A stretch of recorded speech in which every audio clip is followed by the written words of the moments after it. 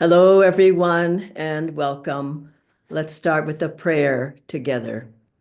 Heavenly Father, Divine Mother, friend, beloved God, great masters, Jesus Christ, Babaji Krishna, Lahirima Shaya, Swami Shri Yukteswarji, beloved Guru, Paramahansa Yogananda Ji, saints of all religions, we bow at thy feet. We ask thy blessings on our spiritual lives. May we uplift our consciousness and feel thy presence within and all around us. We are thy children. Awaken us. Om Shanti Shanti. We'll start with a song and then we'll have an excerpt from a video talk by Swami Kriyanandaji. Welcome again, everybody.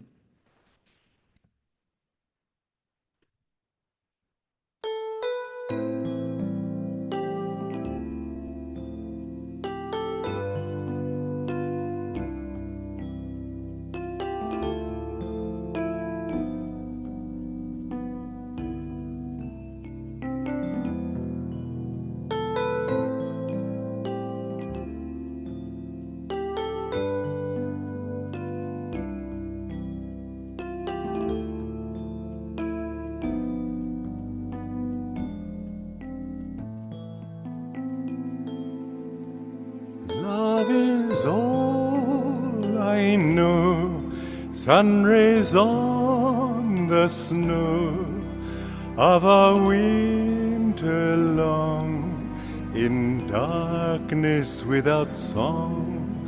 Oh, my heart's a fire, burning all desire. Only you remain, and life again.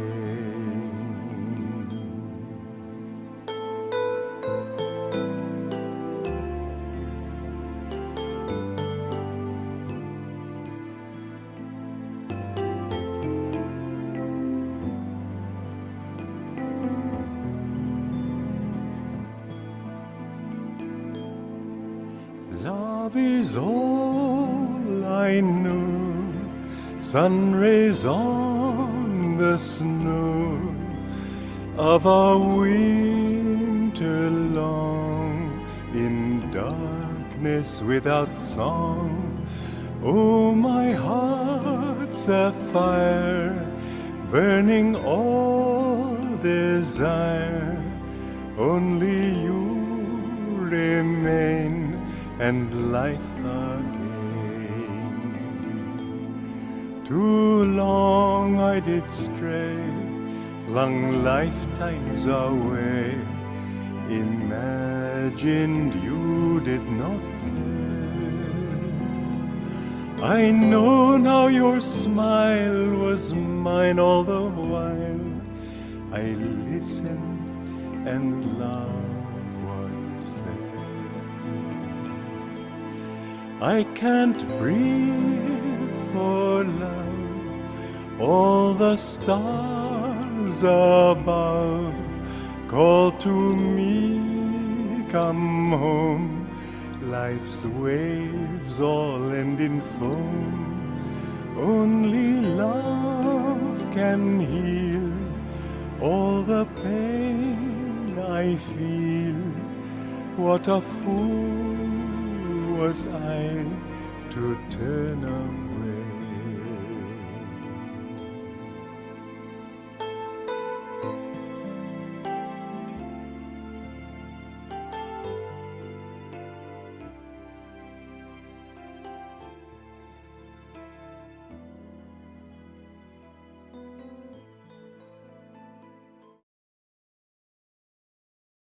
Most important thing he kept hammering on was be in tune, be in tune. As it says in the Bible, as many as received him, to them gave he power to become the sons of God. Receiving Christ and receiving the Guru doesn't mean, yes, I'm a disciple, yes, I follow, yes, I'm a member of this church. It means opening your heart to him and asking him to take charge of your life, to guide your thoughts. I will reason, Master said to pray. I will will. I will reason, I will I will act, but guide thou my reason, will, and activity to the right path in everything. We have to act, we have to will, we have to reason, but yes, we should always ask God to show us what he wants for us. And bit by bit, even those faults which seem to you impossible to overcome. And this is one of the strange tricks of Maya, that when you're in a delusion, it doesn't seem that you'll ever get out of it. This is the story of the Bhagavad Gita, that Arjuna is saying, how can I kill these relatives of mine? All your personality traits are qualities of your own personality. And anger and greed and liking for this person and disliking for that person, all these are like different personalities or different members of different citizens, you might say, in your great nation of consciousness. And Arjuna is saying to Krishna, how can I kill these? They're my own relatives. I know I'm supposed to because they're on the wrong side, but they're my own. How can I kill them? And Krishna says in the second chapter, don't worry, because there is no death. When they die, they only go to new forms. But he's saying more than that, and this is the deeper teaching of the Gita, which Yogananda helped us also to understand. Any quality, negative quality that you overcome, it isn't that you lose. This is what Maya tells us. I'll be killing some of myself if I do this. You're not killing yourself. It will be reborn. The same energy that went toward anger will go toward peace. The same energy that went toward lust will grow toward universal love. The same energy that went toward lack of forgiveness and hatred will go toward kindness and forgiveness. All these qualities are not you. They are just little traits that you've assumed for a while, but never identify with them. Never say, well, I can't help it, that's the kind of fellow I am. You can help it. And the worst sinner, as it says in the Bhagavad Gita, if he will steadfastly meditate and seek me, will find me. Count him among the good. Consider him a saint already. Remember, a saint is a sinner who never gave up. And I would say that this has been something, perhaps the most important thing that he has given me. There have been times when I felt discouraged. There have been times when I thought, how can I possibly? But always I've remembered that saying, and I've tried. And the wonderful thing about every delusion that you've got is that when you're over it, you just wonder what all the excitement was. You see that it's completely unreal. Hello again, everyone, and welcome. So wonderful to see and hear Swamiji. Tonight's topic is the Guru awakens the disciple. I'd like to start with the lyrics of one of Swamiji's favorite songs, Through a Long and Lonely Night. I've whispered your name through the pains and joys of life. My plea stays the same. Tempt me no longer. This world's not for me. I have known all its charms. Fold me now in your arms. Make me free. Lifetimes have passed. I called out to you through hope and despair. Lifetimes I've known the goals that I sought, awaited nowhere. Help me remember there's one goal alone. All I am is yours. All I've done is yours. I'm your own. It's a very important topic to realize that it's such a blessing.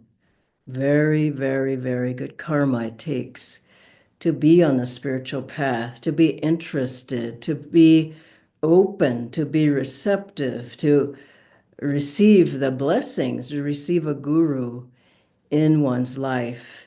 And the guru comes to awaken, to find the disciple, first of all, and then to awaken the disciple to who and what they really are. I was traveling recently and I was very surprised at just how the vibration that is out there in airports, on the streets, in different cities. I was visiting some of my relatives, and such a sense of like hopelessness, a sense of being on a treadmill, of not going anywhere, of not knowing the purpose of life, not aspiring to do anything without inspiration or upliftment, and forget about joy. It just wasn't there. And when I came back to Ananda village, I was just so grateful for Master giving us a life in God, finding us, bringing us from wherever we were living, onto the spiritual path, into a spiritual life, into the spiritual teachings, to techniques, and back to Him who is connected with the divine. And it's rare. It's a rare birth. We have to realize that. We take it for granted. We have a center. Yes, we go to the center. We have a community, or we have a meditation group, or whatever, but most people don't have it. And they're looking, they're seeking, they're searching, they're wanting so much more in life. But that very, very, very good karma, maybe they have some, maybe they don't, I don't know. But for us to be able to have that and to come onto the path is just a very, very deep blessing. And just as Babaji brought Lahiri Mahashaya to that cave, you've heard the story of how he awakened him. He brought him, he drew him there. It wasn't that his job sent him there. Babaji, his guru, drew him there. And he asked him, do you remember this? Do you remember this cave? And he said, no. You remember your asana? No. Do you remember this cup? No. And then his guru blessed him. Babaji blessed him to remember. He awakened him. And then Lahiri Mahashayaji said, yes, I remember, you're my guru. This is my cave where I meditated. This is where I was able to, this is my asana. This is the cup that I drank from. It's so beautiful. The guru finds you and brings you. Just is such a beautiful story of Master with that schoolboy, Kashi, who Master was talking to some of the children in the school and that he had in India. They were asking, well, what will be my future? And will I be a monk, or what will I be? And this boy Kashi asked Master, and Master said afterwards he felt so badly, but he said, oh, you will die soon. And the boy retreated. And, of course, it was this very sad moment. And then he came back and he said, but he asked Master, but will you find me? Will you find me when I come back in my next life? He must have been a very advanced soul. And Master kept saying, no, no, I can't promise that. I won't promise that. And then he must have heard the voice of God, Master, because at a certain point he says, okay. And he said, if Divine Mother wills it, I will find you. And he went looking, seeking, finding, trying to find that soul. And he found him. And the parents gave, it only can happen in India. The Master showed up at a certain door, and the mother was pregnant. And Master said, this is what this boy is like, and his name is Kashi. He's spiritually minded. And the child was born. Master had some time with that child. They gave him his old name, Kashi, back again. So sweet. And then Master later on sent that boy to a Himalayan yogi to continue his training and continue a spiritual path. And I believe all of us at some point asked Master, please find me, bring me back. I don't want delusion. I don't want desires. I don't want to have attachments. I want to know God, even if we're affirming it. I want it. And I think Master, not think, we are on the path. So he must have heard our plea and brought us back to a spiritual life. And I remember I just knew that after I got out of college, I just saw people that were just happy doing nothing, watching TV all day or sleeping all day or just going to work and coming home and eat and sleep and go to work, eat, sleep, go. And I just thought, I just can't do that with my life. And I was just like 21 years old. I got out of college. I thought, there's gotta be something more to life than this. And that was the guru just reeling you in, just giving you those thoughts. Who am I? Why am I here? What am I here for? What is the purpose of life? What is the deeper meaning of life? And then I remember I just started seeking. I didn't know I'm from Los Angeles. Nobody where I was, my community that I knew of, but it was like survival. It was not meditate. People weren't meditating. It was like get a job and put the food on the table. And I remember that time I just couldn't live anymore without knowing something more to life. And then I started reading spiritual books or whatever books I could get my hands on. And then I remember I started doing Buddhist chanting, and none of these felt right, but I didn't know what else to do. And then I remember one night I just prayed deeply. And I grew up in a church. It wasn't like I didn't know, well, I didn't know God, but at least they were talking about God at the church. And they were talking about Christ. And I was interested, not that I got any answers, but I was there. And because of that, I remembered prayer, and I prayed one night, just all night, praying and crying and just calling. If there is a God, I need help. I'm sure you've had that prayer. Everybody has to be able to bring the guru in. And the very next day, God came. I'll never forget it. I was in a store buying some things I was in social services, and I was buying some things for the kids in the program. And I went to the checkout counter, and I saw a little book there, like a pamphlet, and it said meditation. I mean, you didn't see these kind of things a lot around, and my eye was drawn to it, and something just it was an inner voice. I know it was Master. Just buy it. Don't think about it. Just get it. And I got that, and I went outside my job. I was sitting on a park bench having my lunch, and I was reading this little pamphlet on meditation. It was on transcendental meditation, TM. I didn't know anything about that. I mean, Ravi Shankar had come through America and Maharishi, but I didn't know. I mean, I didn't go to Maharishi, but this was about his techniques. So I was reading that, and I just was feeling like, yes, yes, yes, yes. It was just a deep calling from other lives. And you won't believe what happened. Just down from me in the same park, just down a little ways, was someone sitting upright on a bench with the back straight, the eyes closed, not sleeping. But I just knew this guy was meditating. I had never seen anybody meditating except in the book. And I ran down there. I just felt pushed. I went down. I said, "No, what are you doing? What are you doing?" And I'll never forget, he opened his eyes. He says, "Well, I was meditating." It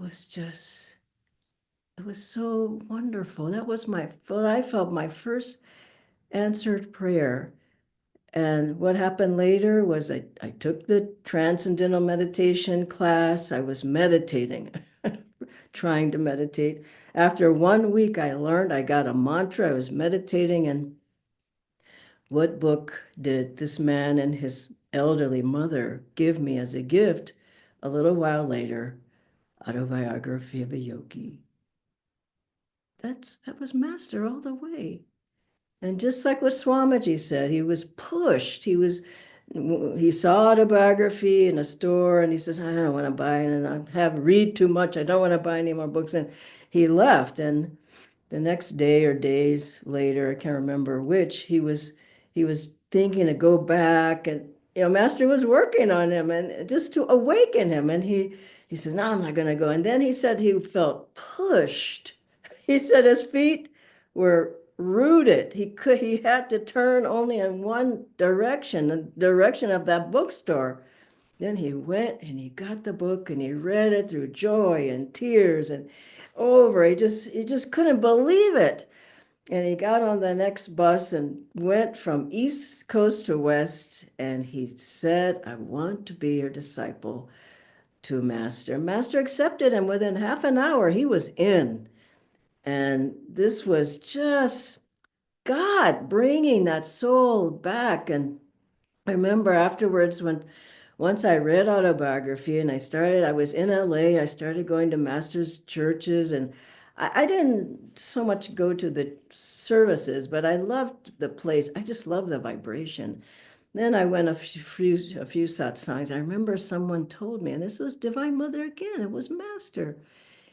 There's a wonderful, very high soul, a direct disciple, deep spiritual teacher who's living up in the foothills of the Sierra Nevada mountains. I said, really? I just couldn't believe it. In Northern California, and I was in Southern California. And his name is Swami Kriyananda. I got in my car soon after, and I drove all the way up to Ananda. And what was driving me? Guru was driving me. He was saying, come on, it's time to awaken. Come on, I'm taking you away from that life that's leading you nowhere. And I came to Ananda, and Swamiji said to me, first words, this is your home. And I felt it was my home. And he helped us. He told us about our gurus. He had pictures of India and all the different masters and their homes. And our eyes were getting bigger and bigger watching the slideshows. And then he had a tanpur and he would play that and sing like Indian ragas, but he had written the songs himself, and he had a harmonium, and he played the chants, and we were just in heaven. And he taught us how to energize. He gave us the techniques. He gave us the kriya. He gave us the teachings. He gave us the right spirit and the right attitude. And I'm so grateful. What would we have been? Where would we have gone? What would we have done without the guru saying, that's not your world. That's not your life. This is your life. This is your path. These are your guru bhais. These are your teachers. This is your home. And I'm still your guru. I mean, it's the greatest gift, as Shankara said, in all the three worlds, is to have the gift of the guru who brings you back to who and what you really are. And Ananda's centers and communities and meditation groups and online and home study and all the books of Swamiji that he wrote and all the music and all the people who pray for you and the loved ones and all the teachers, and it doesn't get better. And it's all a gift from the guru. So I think we need to be deeply grateful. That's not our world. It's not our life. Our life is a deep spiritual life in God. And Master's brought us back now with Swamiji, with the different centers and teachers and teachings and techniques. And he said, this is your life. And I will guide you until you're completely free. And if we vary off, like Swamiji was saying, you think, I'll never get out of this, I'll never get out. It's a delusion. I will get out, and I will be victorious. With my Guru's grace and my efforts and the practices, I will win. I will get out of delusion. And thank God we have other people. We can help them as well to be free. God bless you all. And I want to read as I close some excerpts only from the poem Master wrote for his guru, my guru.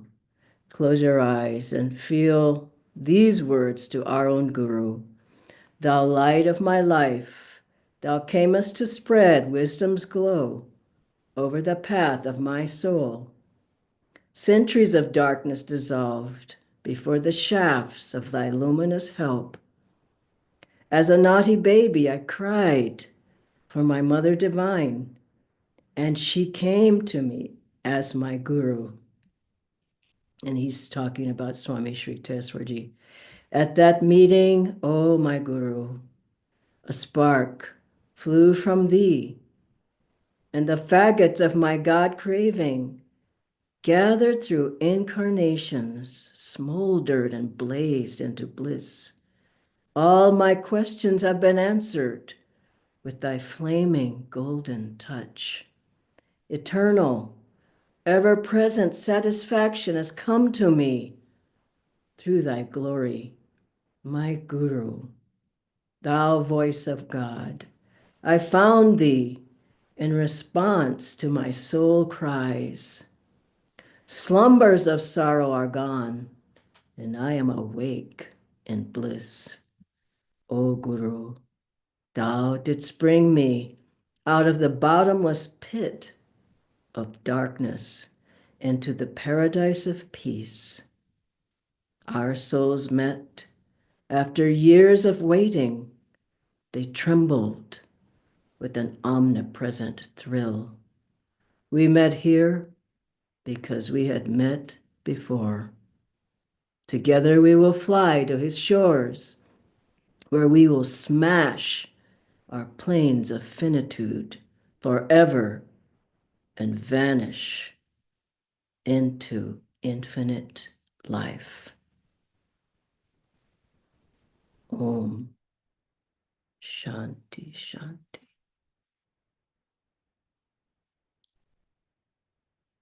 I'll ask Natendra to join me now. Dhyanaji, we have a few questions. First one, Dhyanaji, is that I often feel that our masters, and I mean, of course, as you said, we are very blessed, but our masters have said so much, but I am able to follow only a very small portion of it. So will I ever become a disciple who can follow everything that they have said? I think you have to do what you can, do your best, and be sincere. There were people who couldn't do much physically, who had physical ailments, who were with Master. Maybe some had mental, I'm not sure. But God's grace and Guru's grace at 75% of the way is pushing us towards the goal. And at the beginning of my spiritual path, I certainly wasn't doing what I'm doing now. I mean, sometimes I was hanging on by a thread. At times it was very difficult, but I just kept going. Sometimes I was running, sometimes I was walking, sometimes I was crawling, sometimes I was sitting it out, but I just kept going in one way or another. So do what you can. I think the most important thing is mentally. Like that disciple said to Master, if I said I was free, and I wouldn't be free, would I? And Master said, well, you already answered the question. You said you wouldn't be free, so you won't. And so one whole part of it is to just know that what Master gave and what he said, he wouldn't have said it if he didn't mean it. And he wouldn't be having the door open and Swamiji as well to pull us through if it wasn't real. So I'd rather think affirmatively rather than, oh, I can't, oh, I didn't, oh, I don't, oh, I have to, be realistic, be sincere, but go for it. I mean, you want to come back 200, 500, 1,000 lifetimes, who knows how many? I mean, now we're primed to really move forward. And why not put everything you've got into it? Sometimes you've got more, then other times you have less. But at least it's everything you've got. That's what I would say. Thank you, Dhanaji. There is a live question, Dhanaji. So you mentioned about your story of coming to Master. Mm-hmm. You came to the path very early in your life, and even Swamiji came to this path very early in his life. So perhaps there was a calling or drawn by the Guru so young, but not for everyone. Why does it take so long for some of us to come on the There path? was a woman who was 80 years old when she came, and Master said she found God, or she will find God in this lifetime. Gyanamata wasn't young. There's a lot of people. I mean, that's not an excuse. It's either young, old. What does it matter? Just go for it. And so, if your karma is that at a certain point you finally get going, or you get going early. I know people way younger than me who came on the path at 17 or 18, or I mean, there's people in Gurgaon, these young kids who are there meditating. Your own son is young and interested in the path, or was. I think he still is, but that doesn't matter. What matters is this deep sincerity and effort, good company, do the practices, practice the teachings, um, be with others who are really sincerely trying to find God and who've been around longer, that are positive, that are really going for it. So I wouldn't worry about age. Some are young, some are not young, some are middle age. I think Master can help you whatever age you are. I don't think that's the thing to think about. Thank you, Dhanaji. We're over time, but just one last quick question. So how can I know if my attunement, as Swamiji was saying in the talk, so if my attunement to a guru is sufficient or not, and how can I increase my attunement? I feel a deep feeling in my heart when I feel Master's pleased. And it comes at different times. And you feel a disappointment. At least I do, and I feel he's not happy with that. You don't feel it doesn't feel good inside. And so I would go with the feeling that you have. And also, is it magnetic? Is it uplifting? Is it inspiring? Are others inspired by it? Are they pulled down by your energy? Are they uplifted? There's a lot of signs around you. Don't expect Master to be coming in a vision all the time, telling you you're right or you're not right. It's very subtle. Sometimes I wonder why it's so subtle, but it is subtle. And you feel like with inspiration, I feel thoughts. I'm sure you do too.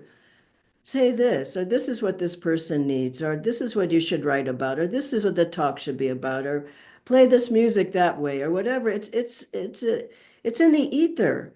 And if you're magnetic enough and open enough and seeking it, you have to be seeking it, receptive. I think he's there all the time, but where are we?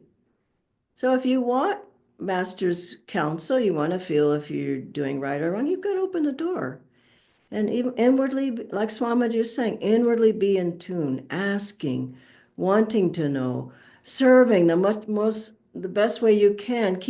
Keeping going, not thinking of yourself, being selfless, singing in the choir. There's so many things to do. But if you're home alone and moping and wondering how come I don't feel Master's presence, you won't. You won't. So let's face it. So you get moving. Do anything. I mean, I remember when I end on this because the time is gone. I was working in the Sangha office here for a long time, and sometimes, it's a given. Energy would be lower than other days, and when the energy my energy was low, I just said, I got to do something. I would pick up the phone and I just call different Kriya bonds. How are you? How's your Kriya? Because I was serving the Kriya Sangha. How can we help you? What can I do for you? Tell me about your Kriya practice. And my energy would lift up. So you can't just say, Master's going to come and lift me up. You have to raise your hands up and let him meet you halfway. You meet him halfway. And then you'll find out, wow, he was there all the time. God bless you all. And thank you, Natendra. Bye-bye.